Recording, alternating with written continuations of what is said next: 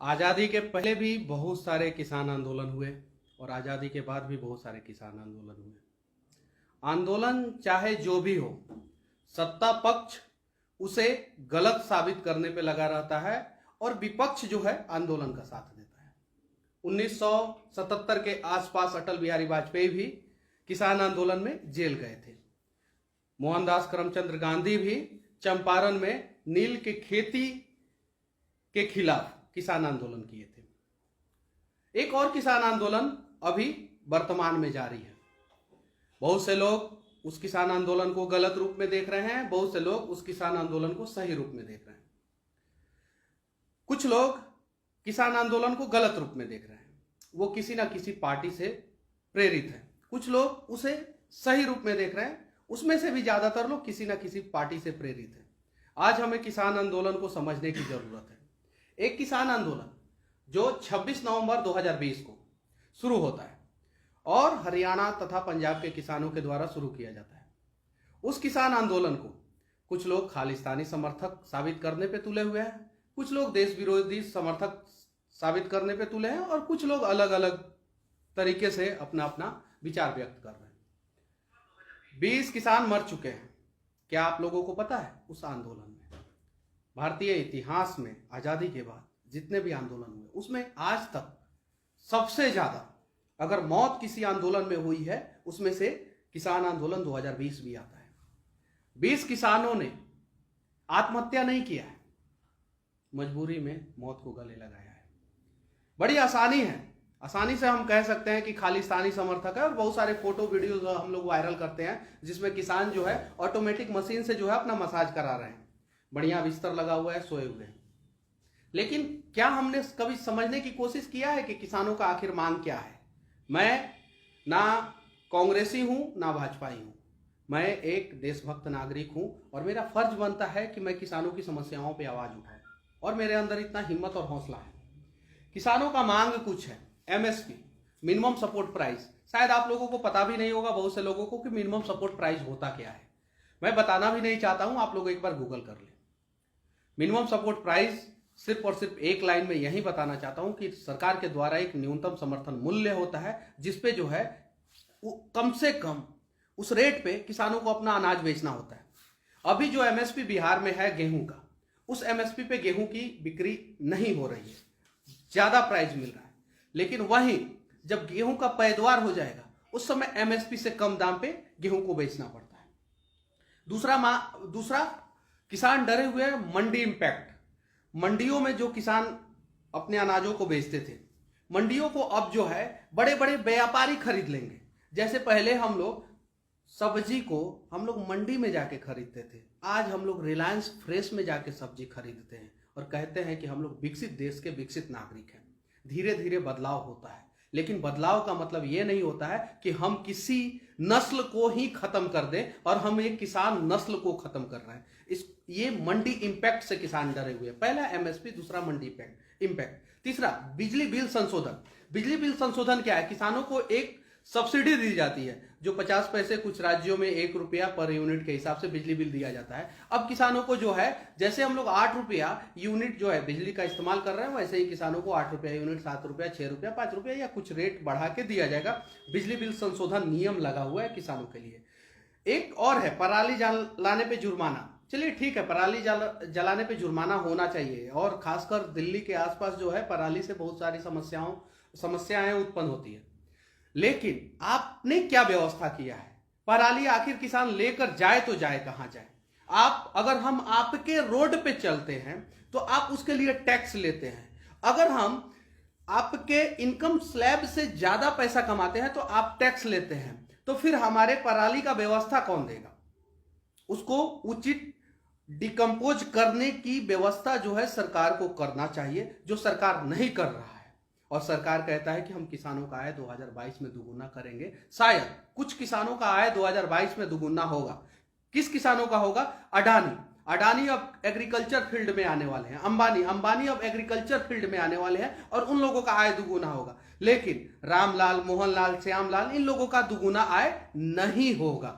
ये मैं दावे के साथ कह सकता हूं और कड़वा है। कुछ लोग बेवजह मुझे गाली भी लिखेंगे, फर्क नहीं पड़ता है। लेकिन इन बातों को समझना होगा।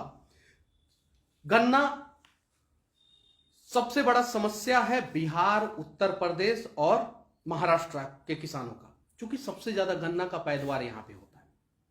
यहां पे गन्ना आप मिल को दे देते हैं, लेकिन उसका पेमेंट नहीं होता है। 1 साल बाद, 1.5 साल बाद, 2 साल बाद किसान जो है कह रहे हैं कि गन्ना का रेट जो है हर साल संशोधन हो और समय पे 14 दिन के अंदर अंदर किसानों को गन्ना का भुगतान हो जाए। क्या ये मांग गलत है किसानों का? कॉन्ट्रैक्ट फार्मिंग, कॉन्ट्रैक्ट फार्मिंग पता है क्या है? जो मोदी जी के समर्थक हैं उनसे मैं पूछना चाहता हूं, चमन डैश डैश लोगों से, जैसे बेल्ट्रॉन बिहार की है, जिस ब्लॉक में आप 40,000 रुपया की सैलरी उठाते थे, उस ब्लॉक में आप 8,000 रुपया पे काम करते हैं, that is called contract job, पता है? वैसे ही कॉन्ट्रैक्ट फार्मिंग होगा। एक तो किसान मरा हुआ है, एक तो बड़ी मुश्किल से जो है किसान जो है अनाज का पैदावार करता है और अपना पेट पालता है। थोड़ा अच्छे ढंग से पैदावार करेगा तो अपनी बेटी ओटी का शादी कर लेता है। अब कॉन्ट्रैक्ट फार्मिंग से क्या होगा कि गांव का गांव, ब्लॉक का ब्लॉक, जिला का जिला एक किसी बड़े कंपनी को दे दिया जाएगा और वो बड़ा कंपनी जो है आपसे अपने हिसाब से कॉन्ट्रैक्ट फार्मिंग कराएगा और आप जो है इसके खिलाफ कोर्ट में नहीं जा सकते हैं। बिल में साफ साफ लिखा हुआ है, साफ साफ लिखा हुआ है। तो जरा सोचिए, आपसे जबरदस्ती, यानी नील की खेती जैसे अंग्रेज कराते थे जबरदस्ती, वैसे ही यहां पे। अब इसके पीछे क्या रीजन है कि कॉन्ट्रैक्ट फार्मिंग अमेरिका में होता है, कॉन्ट्रैक्ट फार्मिंग चाइना में होता है। अमेरिका में लोग एग्रीकल्चर नहीं करते, खेती नहीं करते हैं। अमेरिका की जनसंख्या सिर्फ और सिर्फ 22 करोड़ है और अमेरिका का लैंड जो है वो भारत के भूमि से 4 गुना 5 गुना है। वहां पे एक एक किसानों को जो है 200-200 हेक्टेयर जमीन दिया जाता है और वो लोग खेती करते हैं और उस चीज को दिखाया जा रहा है यहां पे। कहीं नहीं तो कहीं हमें सोचने समझने की जरूरत है कि आखिर कॉन्ट्रैक्ट फार्मिंग क्या है। कॉन्ट्रैक्ट फार्मिंग पूरे देश के किसानों को खत्म कर देगा और बेरोजगारी बढ़ेगी देश की। आज जो है किसान जो है आत्मनिर्भर किसान बनाने की जरूरत है, तो आज जो है किसानों का हम लोग रीढ़ की हड्डी तोड़ रहे हैं। हम लोग फिल्म देखते थे पहले, जिस फिल्म में कोई भी साहूकार अगर जमाखोरी करता था तो मिथुन चक्रवर्ती आते थे, उसको पकड़ते थे, पुलिस के हवाले करते थे और हम लोग ताली मारते थे, वाह वाह वाह, पकड़ा गया। अब जो है जमाखोरी जो है लीगल हो गया। 70 साल तक जमाखोरी इलीगल था, आप जमाखोरी नहीं कर सकते थे। आज जो है जमाखोरी लीगल हो गया। अब जरा सोचिए, जमाखोरी कौन करेगा? क्या जिसके पास 2 बीघा 4 बीघा जमीन है वो जमाखोरी करेंगे? नहीं करेंगे। कौन करेगा? जमाखोरी करेंगे अडानी। अडानी का एक बहुत बड़ा ये कौन सा वो कॉन्सेप्ट का जो है नया तरीका का जमाखोरी करने का, कटिहार में एक गोडाउन खुल रहा है अडानी का, जिसमें जो है पता नहीं कितना टन तक जमाखोरी कर सकते हैं। अब जमाखोरी करेंगे अडानी, अंबानी, अब जमाखोरी करेंगे टाटा, अब जमाखोरी करेंगे बिरला। हाँ, वो जमाखोरी करेंगे तो लीगल, और अगर गरीब किसान करेंगे तो जमाखोरी करेंगे तो इलीगल। ये देश का संविधान है। इस संविधान के तहत अगर मनीष कश्यप सड़कों पे उतरता है तो उसे मनुआ पुल जेल में भेज दिया जाता है, और उसी संविधान के तहत अगर कोई बड़ा नेता पूरे देश की पूरी संपत्तियों को क्षति पहुंचा देता है, पूरा बस को तोड़ देता है, तो उसे जेल नहीं भेजा जाता है। लेकिन अगर मैं अपनी तुलना जो है देश के बड़े नेताओं से कर दूंगा तो लोग कहेंगे कि तुम बिक चुके हो, तुम देशद्रोही हो, तुम गद्दार हो, तुम पाकिस्तान चले जाओ। मुझे पाकिस्तान जाने की जरूरत नहीं है। आप लोगों को अपने अंदर झांक के देखने की जरूरत है कि आप लोग कितने बड़े देशभक्त हो। ये 6-7 जो है मांग है किसानों का, और आप लोगों को सोचने की जरूरत है। मेरे वीडियो को देख के आप निर्णय ना लें, आप लोग खुद से सोचे कि गलत क्या है, सही क्या है। किसान का पहला प्रायोरिटी बेसिस मांग है एमएसपी, मिनिमम सपोर्ट प्राइस, जो है हर साल किसान कमेटी जो है, सरकार एक किसान कमेटी बनाए और वो तय करे कि एमएसपी किस फसल का एमएसपी कितना रहेगा। दूसरा, मंडी इंपैक्ट को खत्म ना किया जाए, क्योंकि जब तक मंडी इंपैक्ट है तब तक किसान है। मंडी इंपैक्ट खत्म, और अगर कमर्शियल इंपैक्ट चालू हो जाएगा तो किसान खत्म हो जाएंगे। फिर कॉल सेंटर आ जाएगा कि हाँ गेहूं बेचना है आपको, तो हाँ ये 2 दबाएं, ये बेचना है आपको तो 3 दबाए 4 दबाए और रिलायंस को आप बेचोगे। मंडी इम्पैक्ट खत्म नहीं किया जाए, बिजली संशोधन बिल जो है उसको तत्काल खत्म किया जाए, पराली जलाना जुर्माना है, ये बात सही है, 5 साल का जेल का जो व्यवस्था किया गया वो भी सही है, लेकिन पराली जलाने का व्यवस्था जो है सरकार दे। गन्ना भुगतान जो है वो समय पे हो और गन्ना का एमएसपी जो है हर साल निर्धारित हो। कॉन्ट्रैक्ट फार्मिंग को खत्म किया जाए, कोई रिलायंस और टाटा जो है हमारे खेतों को नहीं जोत सकता है। जल्द से जल्द कॉन्ट्रैक्ट फार्मिंग खत्म किया जाए और जमाखोरी पहले भी गुनाह था, आज भी गुनाह है, और जमाखोरी को बंद किया जाए। जमाखोरी अगर चालू रहेगा तो आप लोग जो है ना आज बने हुए हैं हई पार्टी के हई समर्थक, अंधभक्त और चमचा, मैं आप लोगों को बताना चाहता हूं, कभी कभी सुनते हैं नमकवा 100 रुपया किलो हो जाता है, उसका क्या पटना का बड़का बड़का व्यवसायिया होता है सब ना, जो 2-3 गो वो नमकवा 4 दिन रोक देता है, सब क्या हो जाता है, कई रुपया किलो हो जाता है, 100 रुपया किलो। वैसे ही साल में आप 4 बार जब 100 रुपया किलो आटा खरीदेंगे और साल में जब आप 4 बार 100 रुपया केजी चावल खरीदेंगे तो आपको इम्पैक्ट पता चलेगा कि जमाखोरी का इम्पैक्ट क्या होता है। गलत है अगर कोई खालिस्तानी समर्थक जो है किसान आंदोलन में है तो उसको उसी समय पकड़ना चाहिए, उसी समय सजा देना चाहिए। गलत है अगर कोई किसान आंदोलन के बीच में जो है पाकिस्तान का झंडा फहराता है उसको उसी समय पकड़ना चाहिए, उसको सजा देना चाहिए। लेकिन किसान आंदोलन गलत नहीं है, इस चीज़ों को समझने की जरूरत है। किसान आंदोलन कहीं भी कभी भी उग्र नहीं हुआ है, आपको समझने की जरूरत है।